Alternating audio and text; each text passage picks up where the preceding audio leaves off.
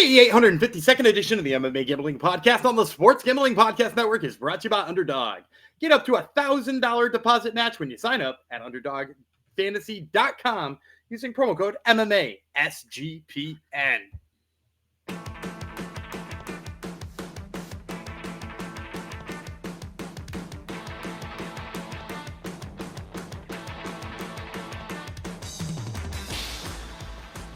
Howdy ho, Degenerate knows. Welcome to episode 852 of the MMA Gambling Podcast, the Sports Gambling Podcast Network, dedicated to my wife for 23 years of wedded bliss today. And so on my anniversary, I am hanging out with my other life partner, Daniel Gumby Vreeland, to cover some Cage Warriors. What more can my wife want me to be doing today than that? So thank you, everyone, for sharing this lovely day with me. With us, I would be, of course, Kaiser de Busto, Jeff Fox. We're not talking UFC because I'm not caught up yet on UFC last night. I know my my co-host had a good night on at least DraftKings wise, so that's good for him. But we're not talking UFC. We're talking Cage Warriors. Cage Warriors is actually running two events this coming weekend in Manchester.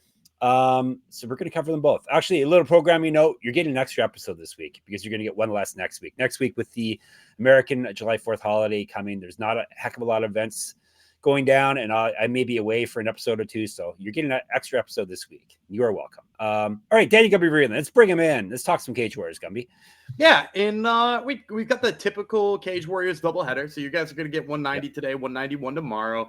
And you know, the way these cards work typically is they typically try to load up the Saturday card, and it's almost like fight cards or fights that would have been like main card openers. It's like a whole fight card of main card openers. Yeah, this is the prelims. This is the prelims, and then tomorrow's the main card, right? It's not even really the prelims though, because that's like mean to Aiden Lee and Alexander Lööf.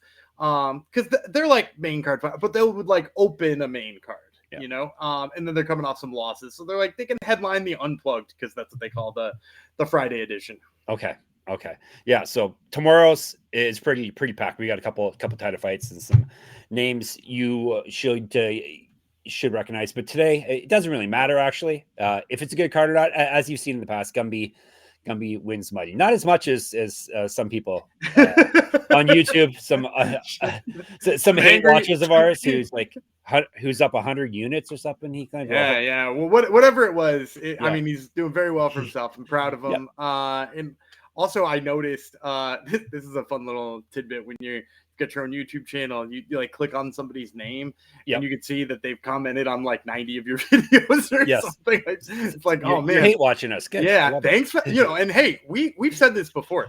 You can hate watch all you want. Exactly. And if you want to put 7 straight comments without a response in the comment section, that's just good. That's just good for our algorithm. So thank you for that. And hopefully you have thousands of people commenting on your videos as well. So and hopefully also you just have like a good day, because it seems like you had a bad one recently, and I hope you have a better one today. Hey, there's no reason everyone can win money. It's not a we don't care. It's not a zero-sum game. No, exactly. If you're like boogies to lose. If you're up 100 units, that's great. Gumby's happy with his 27. All right, he's a humble man. We actually went down one this weekend. We were 26. Yeah, we had. I mean, you're gonna get clowned on now. Well, you got a lot of regional this week to make up for it, starting with Cage Warriors. So before we dive into it, a reminder: if you haven't heard already, college football team previews are back on the College Experience. Colby.net and Moneyline Mac preview every FBS college football team, and that's a lot of teams, and you don't want to miss it. So check that out. It's always like the highlight of the year on the network. One of the many highlights we have here at SGPN. All right, as I mentioned, we're going to Manchester. As Gumby said, this one is called Unplugged. Cage Warriors 190 Unplugged, but it will be plugged into your UFC Fight Pass, so don't worry. You will be able to watch it. I guess wireless, so you'll be unplugged. June the 27th. So this is the Friday night edition that we're covering first, but not really night. If you're in the North America time zone, it's 3 p.m. Eastern start time. If you're in our time zone here, BEC Arena. If you are in Manchester, that's where you can check it out. 10 bouts. Excuse me. We're covering the 5 Gumby's pick 5 that he wants to cover in full, and then we'll get you some bonus round picks at the end. So basically, you're going to get picks for almost every fight, and for the fights that he doesn't give you a full breakdown on, I'm sure if you ask nicely in YouTube or in our Discord, sportsgamblingpodcast.com/Discord, he'll give you winning picks for them as well, because that's the type of guy Gumby is. All right, we're fighting the first fight. Not Gegard Mousavi. Close. One letter off. Seyed It's Hossein. close enough so that when you search for this guy, Yep. Gegard Mousasi's fights come up. Oh, there you go. Yeah, because this guy is Seyed Hossein Mousavi. He only has 3 pro fights, so you can see why Mousasi has a bit more of a internet presence. He is from UAE, United Arab Emirates. He is fighting somebody named Donald. I lost the Damon Donald. David Donald, right? And they're fighting Damon. Excuse me, Damon Donald from Scotland, the home of my grandma. So I should not be butchering his name. Damon Donald versus Seyed Hossein Mousavi, 145, 3 5-minute rounds, featherweight. No odds yet for Cage Warriors, but they are readily available once we get closer to the event. I'll tell you about Donald first. Nickname is Jamal, obviously. Why is his nickname Jamal? It's Jamal. Jamal. That's great. Is there someone named Jamal Donald that we don't know, perhaps? 3-0 with 2 knockouts. I'm going to tell you, he doesn't look like a Jamal. No, is there any Jamals in Scotland? I'm sure there are, but I would guess if you're Scottish Jamal, hit me up. Hit us up, please. Scottish Jamal, hit us up. That may be more rare than a female viewer and listener of ours. Scottish Jamal is 3-0 with 2 knockouts. 2-0. Okay, you got to have him on your show and tell him his name is Scottish Jamal now. All right, 3 wins, no losses, 2 knockouts, 2-0 in Cage Warriors. So Gumby would have been able to find film easily on him. 5 inches of height over Mousavi. Mousavi's 2-1, 1 knockout, 1 submission. He's been knocked out once. He owes his rounds. Lost his last bout via TKO. This is his debut in Cage Warriors. He used to fight at 155 and 170. So I assume you've seen his film and he looks just like Gegard Mousasi because that's all you get when you Google him, right? He doesn't. I've seen both of them fight. Here's the thing. I think I'm going to pick Damon Donald to win this fight. I am going to just lay this out front. I'm really worried about where the line will come in because a lot of times with these fighters with only like 3 pro fights, you're going to see, especially a 3-0 versus a 2-1, you're going to see that 3-0 with like kind of a massive number next to his name. And I actually think that this is a pretty close fight and one that like it's hard to get a read on because if you've watched Mousavi, like he gets in the clinch a lot and clearly wants takedowns, but he hasn't landed a lot of takedowns. Now, some of the problem is he's fought guys with good wrestling. Like he fought Master Giacomo in his last fight and like, didn't manage to get him down all that much and, pinned him against the cage, but like couldn't really get anything going. But like, should we fault him for that? Like that's a huge step up for his 3rd pro fight. And then on the opposite side, like Damon Donald, he hasn't really fought anybody I've seen who could wrestle him. So now he's up against a guy who like only wants to wrestle and like that's possibly problematic. But Damon Donald is like very tall, a very good kickboxer. He went and fought Callum Parker last time, who, despite having like a terrible record, Callum Parker is like a really fun boxer to watch. So Damon Donald went in there and outboxed him for 3 rounds and pretty handedly too. So, for me, I really like the boxing of Damon Donald. If he keeps this standing, he should just absolutely cruise against Mousavi. I'm a little bit worried that he might just get taken down a bunch of times, which is why if he is like -350 here or something like that, like just stay off of it. There's actually probably tons of value on the Mousavi side if it's like that. But if it was like even money or even like, -175, I like Damon Donald. I'd probably play him at that number. I think the other thing I really like about him in this fight is that Mousavi, being a guy who so obviously wants to take down and keeps getting into clinches and stuff, Donald clearly has some like Muay Thai or some kickboxing background where he just like throws really good step in knees. He hurts you in the clinch. Like that was another big part about beating up Callum Parker. So I like Damon Donald here, but I am going to add in the caveat to be extra cautious with this line.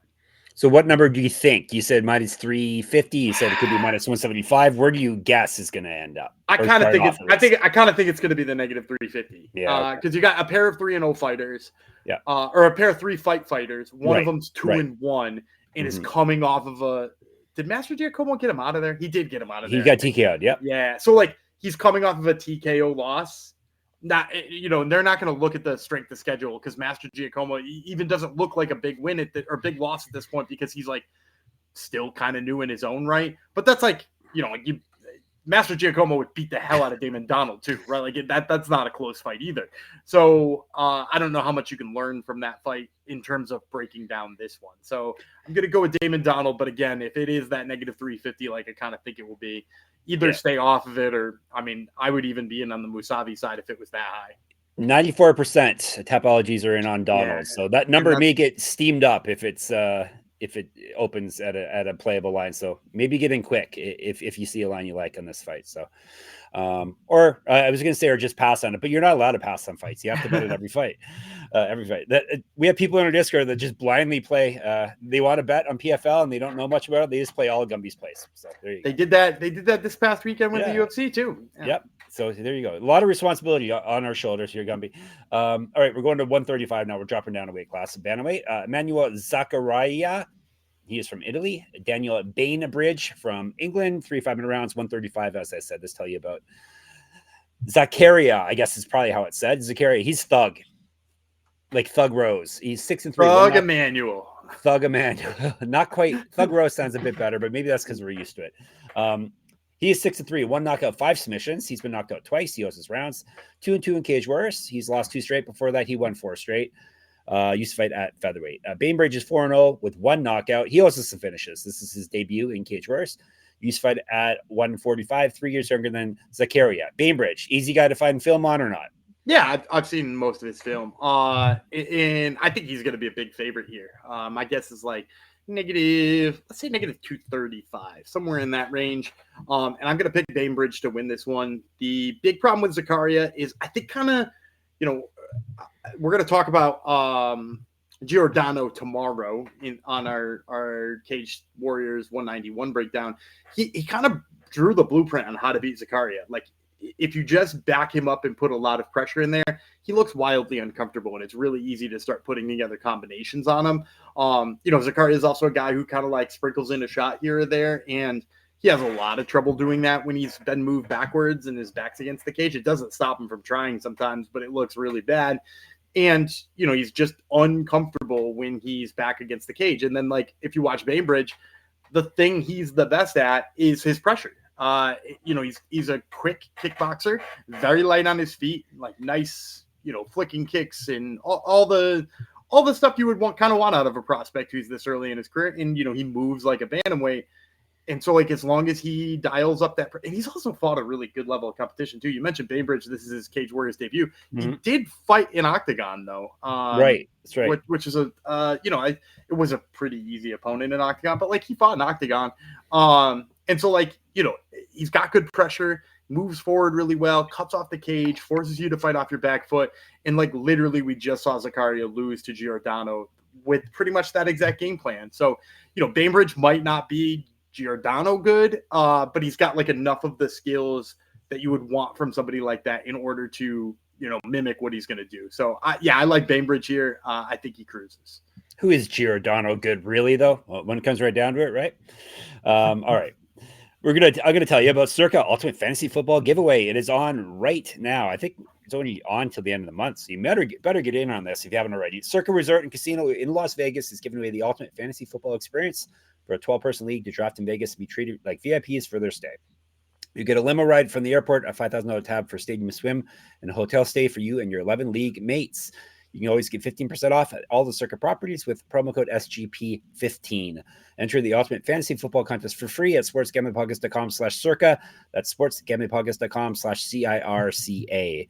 And we're brought to you by MyBookie.ag. MyBookie is your place to bet on every sport, including the NBA Finals, not Stanley Cup. That's over. In NBA Finals, you better get in quick. MyBookie accepts customers from a ton of locations, easy deposit, lightning fast payouts using crypto.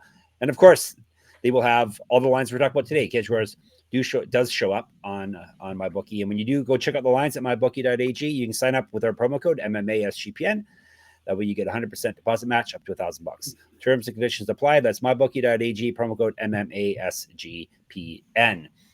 Moving on up the card to 170 next. This is about between Manuel del Valle.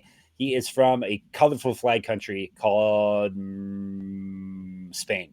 I should know the Spanish flag, but no, I don't. Spain versus Theodor Berggren.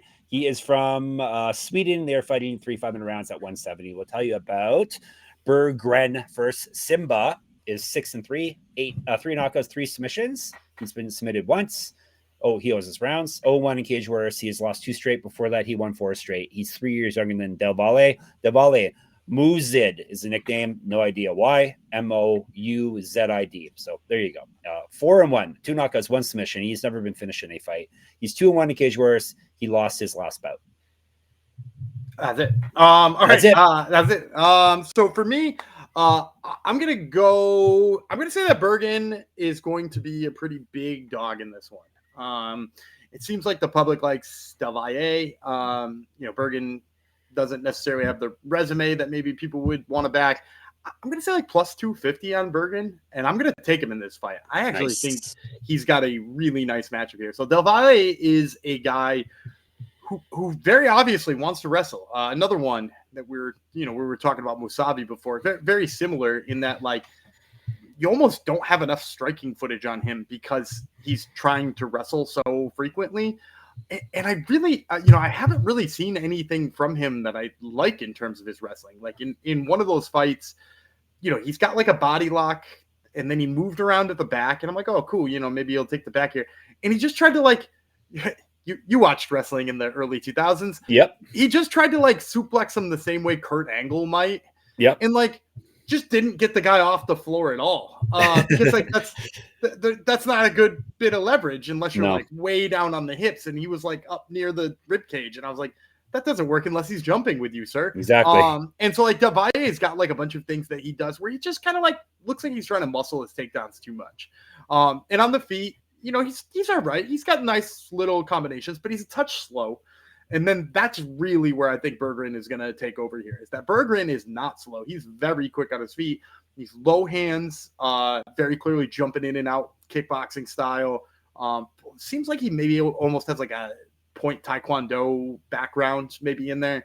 But he throws really nice kicks to the body. I like all of that. And then when I have seen people try to take him down, the technical things he does to stay away from being taken down are really smart. Like he digs his underhooks very early, stuffs the head. He's got good head position. I've actually seen him like counter wrestle a little bit. It's looked pretty good there. So like he does all of the little things right to stay away from takedowns. So if you got a guy who pretty much only wants to wrestle and is like making these like large mistakes by like over muscling things, and he's going to get beat on the feet by this other guy who does the technical stuff to stay away from the takedowns, even if he's not a particularly good wrestler, I'll take the kickboxer who's going to keep it on the feet. So give me Theodor Berggren. Hopefully we get a big old plus money number next to his name. Yeah, no one is in on him. It looks. I think it's 4% when I check the topology. Yeah, so 7%. And I get it. His resume doesn't look good on the surface. I get it, but like if you've seen the film on him, the takedown defense, I mean, it's not flawless, but it's pretty darn good. There you go. That's why you got to watch film like Gumby. All right, let's get you another play here. This is a light heavyweight bout. Charles Joyner from Australia. Nell Ariano. He is from France. They're fighting at 205. And let's tell you all about it right now. Ariano, 3-0 with 2 knockouts. All those fights taking place in Cage Warriors. TKO win in his last bout. Joyner 4-2-1 with 3 knockouts. He's been knocked out once. 2-1-1 in Cage Warriors. 3-1-1 over his last 5. TKO lost in his last bout. Used to fight down at 185. 0-1 in pro Muay Thai. 4 inches height over Ariano. So another couple of inexperienced people. Yeah, and I think Ariano's going to come in here as a big favorite, both because his record looks good and he's coming off a big win over a mega prospect by the name of Danny Hartwell. So he just beat Danny Hartwell, who is a guy who I think a lot of people pegged as being like a light heavyweight hope to one day be in the UFC. Still think he probably is. So I think Ariano is going to be riding that, and you're going to see a high number next to his name. And I'm going to play the opposite side. I'm going to take Charles Joyner. I think he could similarly be somewhere in the like plus 250 realm as we just saw with Berggren. And the main reason I'm taking him here is like, so he beat Danny Hartwell, right? Nell Ariano did. But like, if you watch that fight, he gets beat up for the better part of the first round, and he's on his way to getting beat up in the second round too. Hartwell goes in for a takedown. He's got him pinned against the cage. He lands like those Curtis Blades elbows to the side of the head and knocks him out. And like, yeah, there's skill involved with doing that, right? Obviously, Curtis Blades did it to Gelton Almeida, but that doesn't mean you would want to even pick Curtis Blades in the rematch, right? Like I would take Jailton Almeida, especially after this past weekend. I would definitely take Jailton Almeida in the rematch. So, I think here with Nell Ariano, he's going to have this record boost on the back of his name, but like I don't think it's that good. And then in addition to that too, like if you watch Joyner, he's got some really, really, really good work in the clinch. He does a nice step in knee where he can hurt you with that. He's got nice flicking kicks. The only thing I don't like about Joyner is like he seems to work really poorly when he's moving backwards. But the good news is like Ariano didn't make Hartwell work backwards even once that whole time. And on the feet, Ariano is very simple. There's a jab and there's a straight and there's pretty much nothing else. They're not particularly fast. They seem like they're pretty much pad work. Like you can know what's coming because that's maybe all he knows. His takedown defense is kind of iffy as well. I just think there are so many ways for Joyner to win this fight. I like him in the clinch. I like him from range. As long as he doesn't take weird elbows to the side of the head like Danny Hartwell did, he should be just fine. So give me Charles Joyner as hopefully another big underdog. Yeah, I think 12%. Yeah, 12% rating on him. So hopefully, at the very least, that means the line won't get put in the wrong direction for you, except for when listeners and viewers of our show start betting on it, of course, because we move lines around here, ladies and gentlemen. All right, before we get to our main event and our lightning round picks, let me tell you about Underdog, because it is time for Gumby's bonus Underdog pick 'em play. Underdog is going long for the NBA Finals with their extender bonus. Hop in game one. So hop in your time machine, hop in game one, and the longer the series goes, the bigger the bonus gets. All right, Gumby, you're probably too late for that, but Gumby will get you a winning play regardless. Yeah, I'm going to play Game 7 of the NBA Finals here. If you're getting this as soon as we drop it, you got a chance to still make this play. Give me the higher than on Obi Toppin's points. They've currently got the projection at 10.5. The Pacers, Rick Carlisle, absolutely love the bench. And Obi Toppin's been playing more than 20 minutes every game. So I got to imagine he's going to get higher than 10.5 points. Oh, so you're thinking the Pacers are going to win? I mean, they go to that deep bench even when they're losing, man. It's not like they have to be winning to go to the bench. I know. Obi Toppin's gone for higher than 10 in, was it 3 of his last 4? And they lost 2 of those. So yeah, okay, that's true. Win or lose, he's putting up points. All right, take that and take our code MMA SGPN to claim your special pick and first time deposit offer up to $1,000 in bonus credits. UnderdogFantasy.com, promo code MMA SGPN. And you have heard us talk about Rhythm before, and they just dropped a game-changing feature called Power Trends. These are AI-detected patterns where Rhythm's model has a consistently won and has a high ROI. Think a strikeout prop that wins 59% of the time when the line and win probability hit a certain range. Power Trends are updated daily and exclusive to Rhythm. No touts, no noise, just clean data-backed bets. Download the Rhythm app, check out Power Trends, and start betting smarter. We will be. Gumby is always finding good Power Trends on there, usually baseball, right? Yeah, they hooked me up during the NBA Finals on a lot of the bench stuff for the Pacers. TJ McConnell, they had the higher than on his points going into that last game. He had 8 in the first quarter or first quarter and a half. So he went higher pretty quick. Yep. So check out Power Trends, and you can do that for free with 7-day free trial. Go to sportsgamblingpodcast.com/rhythm. That's RITHMM.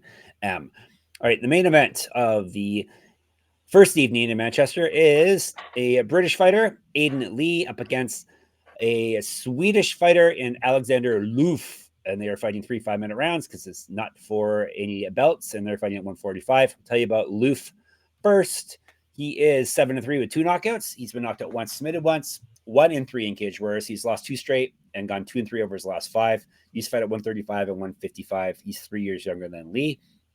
Lee is 13-9, 2 knockouts, 9 submissions. He's been knocked out twice, submitted twice, 7-4 in cage wars. Win over his last 3, 4-5 over his last 9.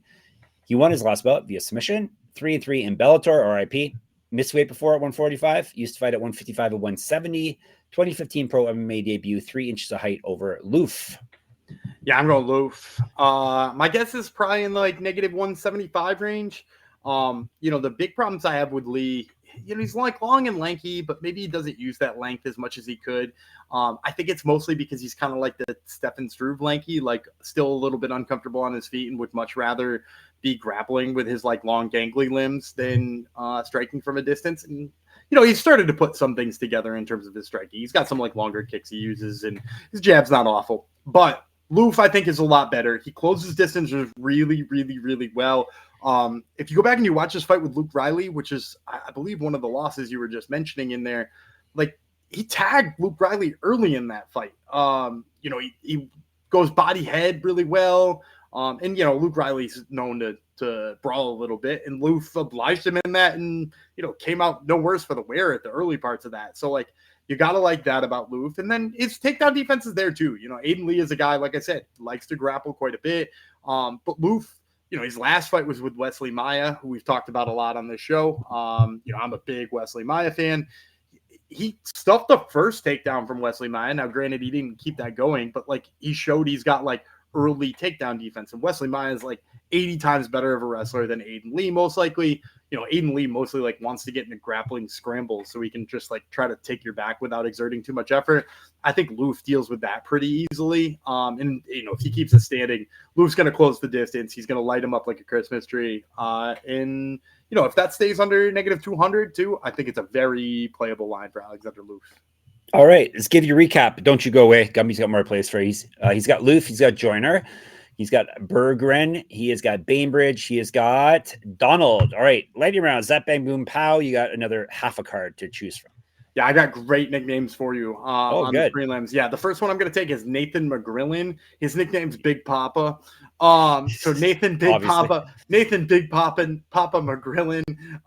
He's a IMMAF guy. I think he made a run to the finals but didn't win, but was really good on the amateur scene, got lots of good submissions. I think he's 0-0. I think this might be his pro debut, but like he is he's a real prospect. Like he's a guy who we're glad to see is turning pro and is going to be giving it his all. And then the other one I like is Adam the Plank Darby. The Plank, same thing, like real long lanky dude, very fun submission skills, like sort of reminiscent of Aiden Lee. But I like a little bit more of where his wrestling game is at, particularly for his record. Aiden Lee's 13-7 and 20 fights along. But like this guy uses his grappling the same way, but against like people who that will continue to work on. So that's Big Papa in the Plank, Nathan McGrillen and Adam Darby are your lightning round plays. Who's the other McGrillen? He's got a good nickname too. No, that's the McGrizzla. Yeah. It's Evans McGrillen, right? It's a hyphenated last name. Okay, that's the McGrizzla. Of course. Is there anyone on this card that jumps out like, oh, this guy's going to be in the UFC someday? If you asked me 3 or 4 fights ago, I probably would have said so about Lööf, but like kind of not anymore. I mean, like of the 10 we just looked at, I'd say Bainbridge has probably got the best chance, but that's just because he's like young and still in British. And like all those things usually work towards your favor. So, Lööf is probably the most skilled guy, but is kind of like taking bad losses in the way the UFC will probably not be interested for quite some time. All right, you're all set for night 1 of Cage Wars. If you want more from us, you can always contact us in the Discord, sportsgamblingpodcast.com/Discord. Comment section on the YouTube channel, MMA Gambling Podcast, or on Twitter, SGPN MMA. He's at Gumby Vreeland. I'm at Jeff Fox Writer there, and on Instagram. Check out my Substack. Enter my free UFC Pick'em contest for this coming weekend's UFC pay-per-view at moneymma.substack.com. Gumby has another podcast called Top Turtle, where he's in a stretch of Dana White Contender Series fighters. He's interviewing. Is that continuing this week? We might have one. It depends on whether or not I've ironed all my interviews out or not, but we for sure have one person from UFC 317 this weekend. We're talking to Jack the Joker Hermanson, who makes his return. Nice. We know him. All right. And of course, sportsgamblingpodcast.com, sportsgamblingpodcast.com/store to get your merch, sportsgamblingpodcast.com/Patreon to get some bonus content. All right. We're going to be back tomorrow for Cage Wars 191. Until then, Simba Fox bids you adios. Big Papa Vreeland will be back tomorrow, and we'll talk to you then.